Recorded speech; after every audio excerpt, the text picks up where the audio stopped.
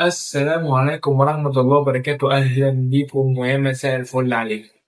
الطمع وحش، خلينا نبقى متفقين على شيء زي ده إن الطمع وحش. أنا بصراحة راجل طماع، خدت سوبر المصري بعدين قلت إيه، طب ما نكسب السيتي. نكسب السيتي ده أرسنال لسه واقع إمبارح وقلنا الفيل هيقع وخلاص. لكن للأسف السيتي يسحق ليفربول مع التآمرات التحكيمية، وهنحكي في كل حاجة. بس أنا دمجت فيديو ليفربول وفيديو أوروبا في نفس الفيديو، هينزلوا في فيديو واحد عشان الماتشات كانت كتير أوي الأسبوع ده. الماتشات كتير الجولة دي كلها جامدة، وكلنا نفسي أتكلم عن كل الفرق. ف... فهدمج فيديو ليفربول مع فيديو أوروبا. فده بص الفيديو، متنساش اللايك سبسكرايب والشير وفعل جرس التنبيهات. يلا بينا. طبعا انت متوقع اول حد هتكلم عليه هو ليفربول، وانا هفاجئك بقى، مش هتكلم عن ليفربول اول حد وهتكلم على ارسنال. اول ماتش شفته الجوله دي بالدوري الانجليزي او في الدوري الاسباني هو كان ماتش ارسنال قدام ساندرلاند اللي خلص بنتيجه التعادل 2-2 لكلا الفريقين. طبعا الماتش ده عليه حاجات كتير قوي، منها التحكيم، منها الحظ بتاع ارسنال، كذا حاجه الناس كانت كتير قوي اتكلمت عليها في ماتش ارسنال. لكن قبل ما اتكلم عن ارسنال عايز اتكلم على ساندرلاند الفريق اللي محدش كان متوقع ان هو يكون في المركز ده دلوقتي في الدوري الانجليزي، ان هو يكون متواجد وسط الكبار، ان هو يكون بيناطح فريق زي ارسنال اقوى فريق في اوروبا ويلعبهم بالشكل ده. ده شيء جبار، شيء مش طبيعي. فكرونا السيزون اللي فات بمعجزه نوتنجهام مع نونو سانتو، هم تقريبا نفس الحاجه وغير كسبوا ليفربول السيزون اللي فات، هم دلوقتي بيعملوا كده مع ارسنال، بيتعادلوا معاهم بيحرجوهم رغم قله الخبرات. كانوا بيحاولوا يستحوذوا على الكوره كتير قوي في كذا لقطه من الماتش، والموضوع ده ما كانش بينفع، وكانوا بيحاولوا يخرجوا بالكوره وبيطولوا فيها، فالخبرات عندهم قليله والسكيلز عندهم برضه قليله. رغم كده احرجوا ارسنال وراح عليهم بكاس الكوره، وقدروا ان هم لحد اخر دقيقه يفضلوا بيلعبوا ويجيبوا التعادل اللي عليه كلام كتير قوي. بصراحه الواحد ما بقاش فاهم التحكيم في الدوري الانجليزي بشكل كبير، ما بقناش عارفين ايه الستاندرد. يعني هو ايه الستاندرد دلوقتي للفاولات او البينالتيز او للجوان اللي ما بتحسبش او للاوفسايدز؟ حاجات ممكن تتحسب لك وحاجات ممكن تتحسب على غيرك وحاجات ممكن تتحسب لغيرك ما تتحسبش ليك. حاجات غريبه. الواحد التحكيم في الدوري الانجليزي بقاله مثلا موسمين او ثلاثه حاجه في قمه السوق، في قمه السوق. لكن انا مش عاجبني كلام جمهور ارسنال ان هم خسروا النهارده بالتحكيم. لا، هو ساندرلاند لو الجون الاخير ده ما كانش ليه كان اي جون من الاجوان التانيه هتيجي. ساندرلاند عملوا ماتش محترم ويستحقوا النقطه. يعني هما الماتش انا شايفه فير جدا، ان ارسنال لعبت ماتش حلو. شوط يعني الشوط الاولاني ارسنال ما اعتقدش انها جت للملعب، ساندرلاند كانت ماسكه الكوره، ساندرلاند هي كانت اخطر، ساندرلاند هي كانت اقرب فرقه للتسجيل وجابوا جون اوريدي. فساندرلاند كانوا اخطر فرقه، اخطر فريق من ارسنال. ارسنال الشوط الثاني شد حلو بشكل كبير جدا وضغط وجاب الاول وجاب الثاني والاجوان ضغط عالي. وارسنال الشوط الثاني اللي عجبني فيه ان هو فضل يضغط يضغط لحد ما جاب الثاني. واكتر حاجه بقى هي دي بقى اللي خسرت ارسنال. ارسنال بعد ما جاب الجول الثاني دافع ورجع وساب الكوره لساندرلاند، وساندرلاند بقى معاهم الكوره فضلوا يهاجموا هم لحد ما كانوا هيجيبوا كذا جون غير الجون اللي هم جابوه في اخر دقيقه ده. في برضه كوره بتاعت بيلارد اللي جاب الجون اللي كان بيلعب في ارسنال، اللي هي الكوره اللي ادان ميرينو ده. زي ما بقول لكم والله العظيم، يعني انا ممكن ابقى شايفها بينالتي وانت شايفها بينالتي والحكم الانجليزي مش شايفها بينالتي. انا من وجهه نظري انا شايف انها فيها بينالتي بصراحه، لكن على الستاندرد دلوقتي هي مش بينالتي. يعني اللي احنا بنشوفه دلوقتي هي مش بينالتي. يعني على اساس ايه بقى؟ على اساس ان أنا مثلا شفت النهارده ماتش ليفربول الكوره البينالتي بتاعت دوجو حاجه قمه في السوفتنس واتحسبت. ترى عشان كده مش قادر اقول لك هل الكوره دي بينالتي ولا لا. انا من وجهه نظري لو انا حكم الساحه هحسبها بينالتي مليون في الميه، ومش هحسب بتاعت دوجو دي بينالتي. مش عشان انا ليفربول يبقى حابب لارسنال بقى، انا مش انا في مصلحتي ان ارسنال يتعثر، لكن انا الحق حق. وهقول مهما كان ايه، حتى لو هو حق الفريق ضد حاجات عايز يشيد بيها بارسنال برضه، ان هو لعب ماتش برضه كويس، لعب الشوط التاني كويس جدا، ضيع كتير والحارس تألق، وكان ممكن كمان بعد ما ساندرلاند جابوا جول يجيب جول تاني الكوره اللي شالوها من على الخط. يعني ارسنال فريق قوي، ارسنال فريق كويس، ارسنال فريق جامد ثابت جدا. حتى التعادل ده ساندرلاند دلوقتي لا يهزهم شعر، وهتلاقي طبعا توقف الدوري فهيرتاحوا فهيريحوا، فارتيتا هيفكر هنعالج المشاكل دي ازاي. اعتقد ما توقف الدوري ارسنال كمان شكله هيتحسن، عنده ماتشات صعبه، عنده توتنهام، عنده تشيلسي، عنده ماتشات صعبه جدا. فارسنال التعادل ده ممكن يبقى في مصلحه سيتي اكتر من ليفربول، بالذات ان سيتي كمان كسب ليفربول. هل ارسنال محتاج يقلق ان سيتي بدا يقرب؟ ما اعتقدش بصراحه، لان ارسنال اعتقد هيتفوق على سيتي بكل سهوله. ارسنال يعني بعيدا عن التعادل اللي تعادلوه في ملعب ارسنال، انا شايف ان ارسنال اقوى فريق في انجلترا، اقوى من السيتي كمان. هو ستيبل، هو دفاعه قوي، هو دفاع ارسنال دفاعه قوي جدا. ارسنال لبسوا اول جولين من بعد 10 ماتشات، اول جولين لبسوه في ارسنال بعد 10 ماتشات. متخيلين رقم كبير، رقم يعني باين لك قد ايه الفرقه دي عندها منظومه، الفرقه دي ستيبل، الفرقه دي قويه دفاعيا وثابته. اعتقد ان ارسنال الماتش ده مش هيهزهم معنويا، خصوصا لما يكسبوا الماتشات الكبيره اللي عندهم، اللي قدام تشيلسي وقدام توتنهام، واعتقد بايرن برضه في الشامبيونز ليج. طيب نخش دلوقتي بقى على كارثتي، المصيبه اللي انت قاعد مستنيها، الصياح اللي انت داخل عشانه. بص، الصياح النهارده عالي، لان انا هصيح على الفرقه، هصيح على سلوت، وهصيح على التحكيم الانجليزي. انا حقيقي ما بقتش فاهم هو احنا فين. ايه ده؟ دي بلد ايه دي يعني هل تحكيم الدوري المصري دلوقتي بقى يتفوق على تحكيم الدوري الانجليزي؟ هو مش ممكن كل ماتش حد من مشجعين اي فرقه في الدوري الانجليزي بالذات من الكبار يطلع ويصيح على التحكيم الانجليزي ومشاكله؟ انا اساسا بواجه مشاكل في فرقتي، وبواجه مشاكل في الفرق اللي بواجهها، فما تجيش انت كمان تزود لي مشاكلك اللي انت مش عارف تحلها بقالك اكتر من سيزون او اتنين. زي ما قلت في ماتش ارسنال، احنا ما بقيناش عارفين ايه الستاندرد المفروض نمشي عليها، ونقول بالتالي نطلع بقى كناس بتتكلم في الكوره، هل دي بينالتي، هل دي مش بينالتي، هل ده جول اوف سايد، هل ده جول مش اوف سايد. طب اديني عقلك، الجون بتاع فان دايك ده يحتسب تسلل على اي اساس؟ هل روبرتسون مانع او حاجب رؤيه دوناروما؟ ما اعتقدش، ومش شايف ان هو مانع رؤيه دوناروما ولا حتى مأثر عليها. هو موطي والكوره رايحه في زاويه، ودوناروما مش هيطلع حتى لو روبرتسون مش واقف.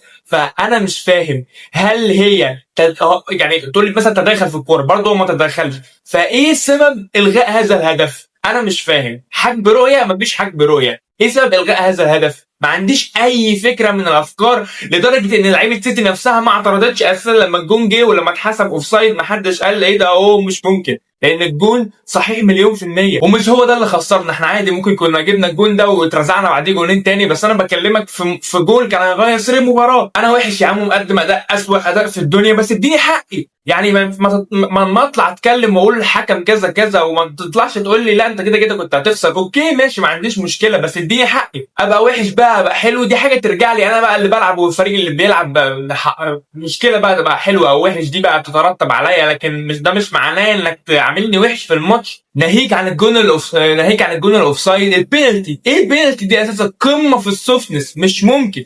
انا ما بقتش اعرف يعني ايه بقى الاجريسيف فيتحسب بينالتي، وايه السوفتنس فيتحسب الاجريسيف ما بيتحسبش بينالتي، والسوفتنس بتتحسب بينالتي. طب على اساس ايه؟ انا مش فاهم. انتوا ايه الستاندرد بتاعكم اللي في القانون؟ فانتوا على اساسه، ولا كل حكم بقى ايه بهواه واهوائه ونظرته هو شايف دي بينالتي ولا مش بينالتي؟ ما مش ممكن، ما انا مش كل بقى ماتش يتحسب لي بينالتي على اساس اهواء الحكم الشخصيه وكيفه. كم فاولات مش طبيعي للسيتي، اي لمسه في اي حته في الملعب بفاول وكارت اصفر، اي لمسه لاي لاعب لليفربول في الملعب بفاول يكمل لعب للسيتي.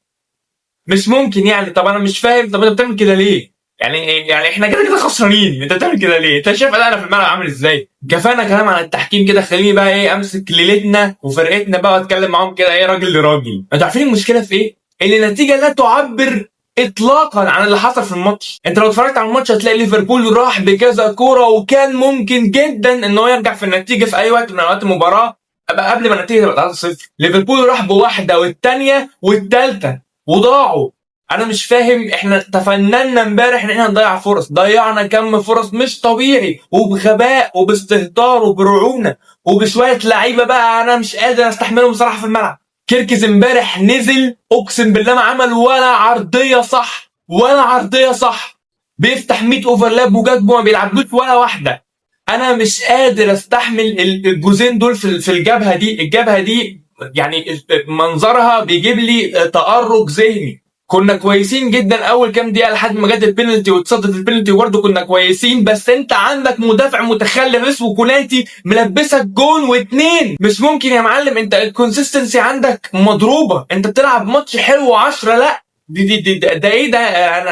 انا ليه مجبر استحمل واحد زيك؟ معاك ايرلينج هالاند هداف الدوري الانجليزي، واحد من احسن المهاجمين الموجودين في العالم، ده اللي يملكه الاحسن، وانت سايبه عادي ومش قادر تغطي. التغطيه العكسيه عندك سيئه جدا جدا جدا، وطالع وراك الراجل بكل اريحيه بيحطها في الجول كانه حطها احلى من البينالتي. هي بالنسبه له الكوره دي اسهل من البينالتي اساسا. دوكو فشخ برادلي فشخه، وعمال كل شويه يعدي منه طق طق طق طق طق، وجاي بيقطم وباين قوي انه هيشوط. ده مديله كم مساحه مش طبيعيه ان هو يشوط، وده ولا بيضغط ولا اي حاجه، سايبه اتفضل يا معلم هات لك جول. اختم بقى الليله الحلوه دي كده، خد مان اوف ذا ماتش مستريح. ايه ده يا عم ده؟ ايه الراجل ده؟ كل اللعيبه كانت اوف النهارده، كل اللعيبه كانت اوف، كل اللعيبه عدلك. فان دايك بس اقول لك ممكن كان كويس امبارح شويه، كوناتي اوف، برادلي اوف، روبرتسون اوف، سوسلاي اوف، ماكاليستر اوف، جرافنبرخ اوف، صلاح وفيرتس وكيتيكي كله اوف النهارده، كله سيء كله وحش، والتبديلات اللي بتنزل اوسخ اوسخ، جاك وخرا وكيرك الزفت. كيرتس جونز نزل قطع منه الكوره وخد انذار، ما فادناش باي حاجه، نزل زاد الطين بله حرفيا وما عملش اي شيء كويس. يعني اللي هو نقول مثلا الله ده روبرت ده كيرتس جونز نزل حللنا مشاكل ولا اي حاجه. تيجي تسالني تقول لي هل الخساره كانت حتميه؟ لا، انا شايف ان احنا ما كنا يعني ما كانش حتمي ان احنا نخسر، كان عندنا فرصه ان احنا نكسب الماتش ده او حتى نطلع بالتعادل. احنا ضيعنا كتير ورحنا، ونتيجه الماتش زي ما قلت لك ما تعبرش عن اللي حصل في الماتش. انت لو شفته مش هتصدق النتيجه اساسا. سيتي مليون في المية يستحق الفوز. سيتي ماشي كويس ماشي صح. جوارديولا مباراته الالف يكسب فيها، يعني عشان كده ممكن الناس تقول الخساره كانت حتميه. انا كده ما كنتش شايف كده، كنت شايف ان احنا كنا ممكن نتعادل على الاقل. لكن سيتي من اول دقيقه ضاغطين، عايزين يكسبوا، عندهم فعاليه. سيتي ممكن ما راحوش كتير على المرمى، ما راحوا قليل جدا على الجون، بس كان عندهم فعاليه. بين كام كوره خلصوا الدنيا وخلصوا الماتش وقالوا ليفربول روح نام. اداره سيئه جدا من سلوت الماتش ده، سيئه وتبديلات سيئه وكل حاجه سيئه. انا حاسس ان هو بعد ال 2-0 حاسس ان الدنيا فرطت منه وما بقاش عارف يعمل ايه. ولما بدا الشوط الثاني حسيت ان هو بعد ما لبسنا الثالث كمان بقى يبدل تبديلات غريبه، وخلاص بقى اللي هو ايه، فقد الامل في الماتش بشكل كبير. حد برضه يجي يسالني يقول لي خلاص كده الدوري؟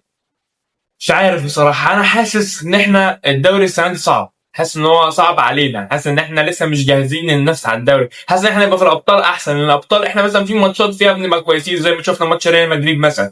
انا حاسس ان الابطال ممكن تبقى اسهل لينا، لان الابطال ماتش او ماتشين اوي وهوم والدنيا بتخلص. لكن بطوله بقى زي الدوري كده ماتشات ورا بعض وبتحسم بالنقط وكده، اعتقد انها هتبقى صعبه علينا قوي السيزون ده. طيب نخش بقى على المباراة الكبيرة الثانية، وهي كانت مباراة توتنهام ومانشستر يونايتد. أنا بصراحة حابب أسمي المباراة دي مباراة العشر دقايق الأخيرة، لأن هي كل شيء حصل فيها في آخر 10 دقايق. وأنا كان من حظي الحلو إن أنا صحيت واتفرجت على الماتش تقريبا في آخر ثلث ساعة أو حاجة. توماس فرانك بالدهاء قرر في آخر في الشوط الثاني في آخر كام دقيقة إن هو ينزل ماتش ستيل اللي بيخلص الماتش ويجيب التعادل، وبعديها ريتشارلسون اللي ما بيحرمش تقريبا بيجيب هدف الفوز وبيقلع التيشيرت وبيجري وبيحتفل. وفي الاخر زي ما حصل في ماتش ليفربول اياميها بقى، يعني ريست ان بيس ديجو جوتا قبل ما يجيب الجون الرابع في توتنهام تقريبا ريتشارلسون عمل نفس الحركه ونفس الاحتفال تقريبا ما اتغيرش، وكان كل حاجه العكس. الماتش كان في الانفيلد، ده كان في ملعب توتنهام،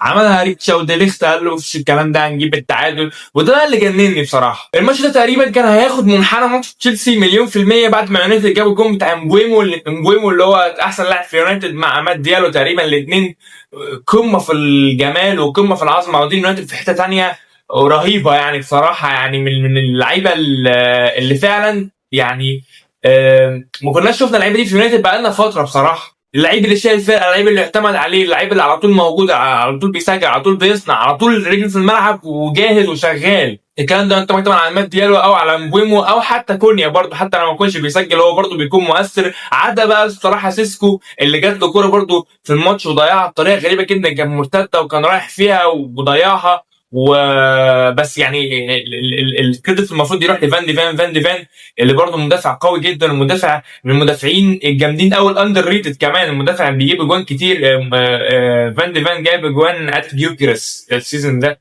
يعني دي احصائيه. نرجع بقى اللي كنت بكلمك فيه، ايه اللي جنني الماتش ده كان هياخد منحنى ماتش تشيلسي بطريقه كبيره جدا. يونايتد جابوا جون قفلوا فضلوا يدافعوا بيلعبوا على المرتدات، نفس اللي تشيلسي عملوه بالظبط. توتنهام بيفضلوا يلعبوا عرضيات ومفيش اي حد ايه بيتصرف فيها. ماجواير وديليخت قايمين بالواجب يعني. المشكله ان الفرقتين دفاعهم هش جدا لدرجه ان هم لما توتنهام بدأوا يلعبوا كرة بجد وبدأوا يهدفوا بجد وبدأوا ان هم يحاولوا على المرمى فعلا، جابوا جون في الثاني يونايتد لما بدأوا يضغطوا على توتنهام رجليها خبطت في بعض وراحوا جايبين التعادل على طول. اي فرقه من الفرقتين لو كانتش خافت بس، يعني يونايتد لما كانش رجع وكان حاول ان هو يضغط على دفاع توتنهام ويلبسه جون في الثاني في الثالث يخلص الماتش ده مليون في المية من بدري. يونايتد مشكلته تقريبا مشكله توتنهام، الاثنين بيواجهوا مشاكل دفاعيه كبيره جدا ولكنهم هجوميا فريق قوي جدا وبيقدروا يكسبوا بسكورات عادي جدا. اللعيبه ما برزتش توتنهام. تشافي سيمنز انا حاسس ان هو لسه ما ركبش خالص في الدوري الانجليزي وما ركبش، الناس كتير ما بتتكلمش عليه مع انه هو اداؤه سيء جدا مع توتنهام، ما قدمش اي اضافه، ما قدمش اي شيء جديد في توتنهام لحد دلوقتي من ساعه ما جه. تيجي نسالني دلوقتي يقول مشجع يونايتد او مشجع توتنهام مين في مصلحته التعادل؟ يعني هل توتنهام هي اللي كانت في مصلحه التعادل، جايه من بعيد جابت الاول في الثاني وبعد كده يونايتد هي اللي جابت فيها التعادل، فهو احنا كده كنا كسبانين كنا خسرانين وكسبنا فلما نتعادل مش هتفرق؟ ولا يونايتد اللي هم كانوا كسبانين وتوتنهام رجعت عليهم وهم تعادلوا فهم مصلحتهم التعادل؟ انا شايفها نتيجه مقنعه جدا ونتيجه فير جدا ان يونايتد وتوتنهام يتعادلوا. الماتش كان 50-50 تقريبا. يونايتد جابوا جول وكانوا برضو راحوا بكذا كوره وتوتنهام راحوا بكذا كوره وفي اخر 10 دقائق كانوا كويسين. فشايف النتيجه فير جدا بين الفرقتين ومفيده جدا للفرقتين، يعني هي في صالح توتنهام وفي صالح يونايتد. توتنهام جاي من خساره قدام تشيلسي وكان لو خسر الماتش ده بقى هيسبب له مشاكل وتوماس فرانك ابتدى يخش في مرحله الشك. يونايتد تعادل مع نوتنجهام الماتش اللي فات واعتقد الماتش ده بالنسبه لهم ان هم لسه في الجيم. احنا ده احنا فوق ليفربول، احنا مركز سابع، احنا لسه موجودين، احنا لسه بنكمل، احنا عايزين نخلص توب فور السنه دي، احنا عايزين نفضل في المراكز اللي هي ايه من اول واحد من اول 4 لحد 10 دي كويسين قوي يعني السيزون ده. فكون ان يونايتد ما خسرش ده شيء ايجابي ليه، وكون ان توتنهام برده ما خسرش الماتش ده فده شيء ايجابي ليه بالمره. يونايتد بقى فريق خطر جدا بيسبب المشاكل الكبار. اعتقد الماتش ده لو السيزون اللي فات قدام توتنهام اعتقد توتنهام هتكسبه بكل سهوله. توتنهام برده مش فريق سهل، فريق صعب وعنده فكر وعنده مدرب كويس وعنده لعيبه هجوميه كويسه. فاعتقد ان الفرقتين هيخلصوا في ترتيب كويس السنه دي، لان الماتش ما بينهم كان فيه يعني نديه شويه. ممكن اخر في الشوط الثاني مثلا اخر تلت ساعه او حاجه شفنا فرقتين بجد على حقيقتهم لما كل واحد فيهم قرر يهاجم وهي انيابه الحقيقيه يعني. خش بقى على اخر نادي في الدوري الانجليزي وهو نادي تشيلسي اللي اكتسح وولفرهامبتون بنتيجه 3-0. ماتش سهل جدا لتشيلسي، ماتش سهل قوي ما فيهوش حاجات كتير نتكلم فيها عليه. يعني تشيلسي من اول دقيقه كان داخل نازل ضاغط لحد ما جوستو جاب الجون. بالمناسبه ده اول هدف لجوستو مع تشيلسي من ساعه ما جه تشيلسي، يعني الراجل كان فرحان قوي بالجول واحتفل احتفال جامد يعني ان هو جاب اول جول ليه مع تشيلسي، يعني عقبال جو جوميز ان شاء الله. تشيلسي ضيع كتير قوي بقى قبل الثلاث اجوان وبعد الثلاث اجوان ضيع كتير جدا. تشيلسي كان خطير، تشيلسي كان بيحاول بكل الطرق، تشيلسي كان عايز الجون لحد ما جابه. يعني في بعض النقط بس عايز اتكلم فيها على تشيلسي، وزي ما اتكلمت الماتش فات على كايسيدو عايز اتكلم على انزو زيه زي كايسيدو بصراحه. الاثنين ثنائي نص ملعب اندر ريتد جدا بصراحه لحد دلوقتي في العالم. يعني انزو استمراريه من اول السيزون، مركز من اول السيزون، بصمته باينه مع تشيلسي، باين قد ايه هو مقصر لما بيقعد تشيلسي بيقع.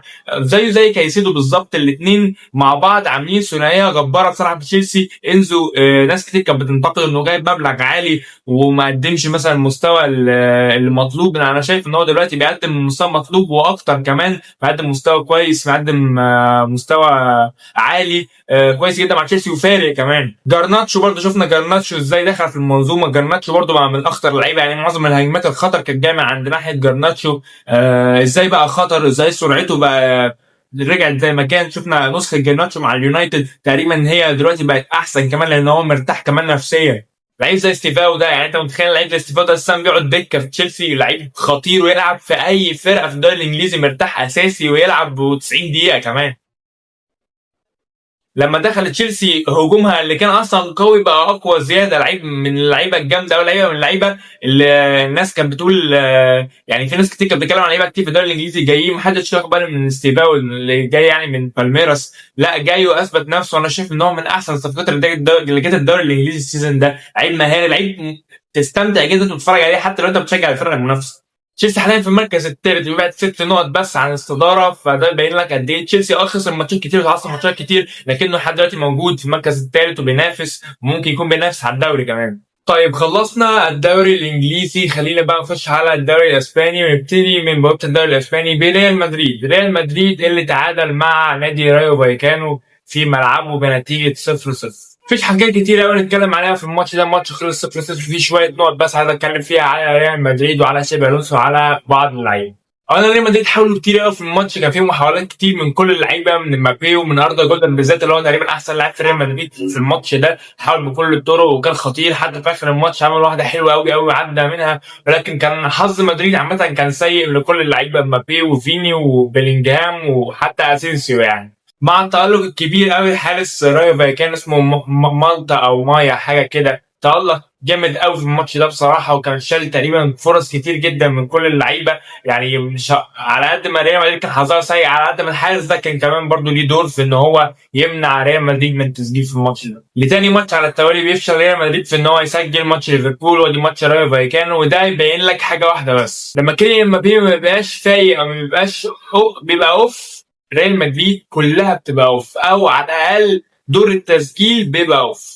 مفيش للاسف لاعب في ريال مدريد زي كده مبابي بيقدر ان هو يكون اللاعب الحاسم قدام المرمى، مع احترام شديد لجميع اللعيبه، اذا كان جولر او فيني او اي لاعب من اللعيبه اللي في خط الامامي، حتى بلينجهام. مش بس الماتش ده، حتى ماتش ليفربول اعتقد لو مبابي كان فورمه شويه او فايق، اعتقد كان ممكن يبقى فيه خطر شويه من ريال مدريد، مش شرط حتى يبقى فيه جون، لكن الخطر هيبقى دايما موجود. احنا بنشوف مبابي في الماتشات اللي بيلعبها في الدوري الاسباني مع ريال مدريد ازاي ريال مدريد بيبقوا خطر يعني، في الاوقات اللي ما بيبقى معاه فيها الكوره او بيبقى هو اللي رايح بوشه الجول. فشابي الونسو محتاج يشوف حل في الموضوع ده، لما مبابي يكون اوف انا هعمل ايه؟ ايه المفروض التصرف اللي يكون؟ هل ابتدي ان انا استعمل لعيبه تانية انها تجيب لي جوان؟ يعني انا دلوقتي عندي مشكله في فينيسيوس اللي كان فيه كوره اردا جولر جاي خلاص من ورا وبتاعته، اردا جولر خالص برضه هو صمم ان هو يلعبها.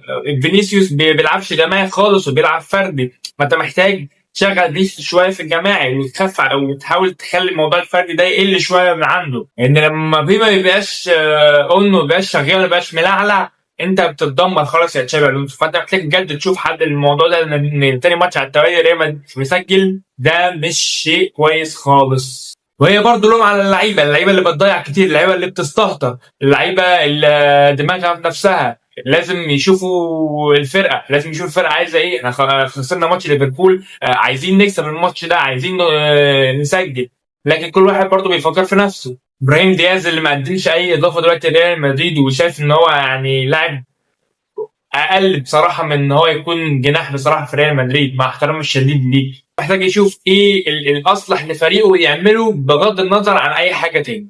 خش بقى على الفريق التاني اللي استغل وقعة ريال مدريد، وهو نادي برشلونة اللي كسب سيلتا فيجو بنتيجة 4-2. شفت بقى الماتش ده كله كامل، و في حاجات كتيرة عايز اتكلم فيها بجد على الماتش ده. اهم حاجة هي بالنسبة لجمهور برشلونة هو عودة ليفاندوسكي، المهاجم الاول لنادي برشلونة صاحب ال 37 سنة، روبرت ليفاندوسكي. ما تقوليش تونس، ما تقولي، مع احترامي بقى لادائه، مع احترامي ان هو برضه فورمته مش وحشة وشغال، لكن ليفاندوسكي هو مهاجم برشلونة الاول يا جماعه، قطعا وقولا واحدا. اتفرج على الجون الرابع ده، مهاجم 37 سنه بس مهاجم، عنده اساسيات، فاهم، عنده تمركز، عنده كل حاجه.